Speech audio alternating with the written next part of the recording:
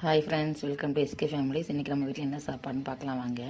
இன்றைக்கி சாதம், அப்புறம் சிம்பிளான சாப்பாடு தான். ரசம் வச்சு தக்காளி ரசம் வச்சுருக்கேன். உருளைக்கிழங்கு, கத்திரிக்காய், முள்ளங்கி, கேரட்டு, பாவக்காய் எல்லாம் போட்டு ஒரு பொரியல் மாதிரி வச்சுருக்கிறேன். கொஞ்சம் மிளகுத்தூள், மஞ்சள்தூள், மிளகாய்த்தூள், அப்புறம் கொஞ்சம் சிக்கன் பொடி, ஜீரகப்பொடி போட்டு செஞ்சது. ரொம்பவே நல்லாயிருக்கும். நீங்களும் ஒரு டைம் ட்ரை பண்ணி பாருங்கள். கசப்புங்கிறது தெரியாது பாவக்காவோட. இன்றைக்கி என்னென்னாக்கா, மதியம் வெளியில் பகலில் மழை பெஞ்சனால உள்ள கேஸ் அடுப்பில் சமைச்சாச்சு. அப்புறம் நைட்டுக்கு என் பையன் பூரி கேட்டதுனால பூரி செஞ்சுட்டு இருந்தேன். சரின்னு சொல்லிட்டு வெளியிலேயே குருமா வச்சாச்சு. உருளைக்கிழங்கு போட்டு குருமா வச்சாச்சு.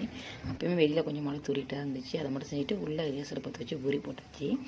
பூரி உங்களுக்கு நல்லா உப்பி வரணும் அப்படின்னாக்கா மாவை நல்லா அடித்து செஞ்சு பிசைச்சி அதில் ஒரு 2 ஸ்பூன் அளவுக்கு எண்ணெய் ஊற்றி ஒரு அரை மணி நேரம் ஒரு மூடி போட்டு மூடி வச்சுட்டு அப்புறமா எடுத்து செஞ்சிங்கனாக்கா ரொம்ப சூப்பராகி வரும்.